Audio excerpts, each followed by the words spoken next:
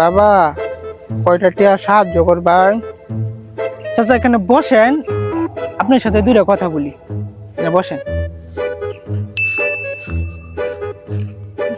বাবা বইতাম না, কি কইবেন তাড়াতাড়ি কইলেন, আমি যাই আমগা, আমার অন্য জায়গায় যাওয়ার লাগবো।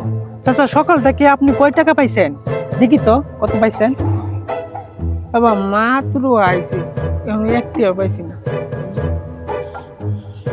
ডালি পাগলে বাইরেছি। আচ্ছা চাচা, আপনি যদি হঠাৎ 200 কোটি টাকার মালিক হন তাহলে আপনি কি করবেন? ধর্মিয়া, আপনি আমাকে আমার সাথে মজা করতেছেন? আরে চাচা রাগ করতেছেন কেন? বসেন বসেন বসেন।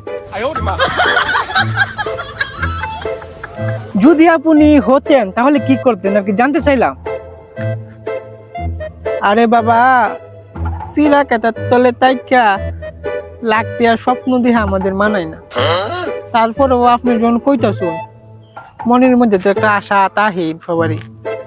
যদি কোনো সময় 200 কোটি টিয়ার মালিক হইতাম, তাইলে সবার প্রথম বিশাল বিশাল বড় একটা শপিং মল দিলাম হইলে।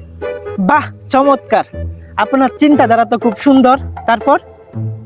এই শপিং মলের সামনে বিশাল বড় একটা গেট করলাম হইলে। এই গেটের সামনে আমি একলাই ভিক্ষা হলাম হইলে, কোনো গুলামের ফুতেরে বইতে দিলাম নইলে।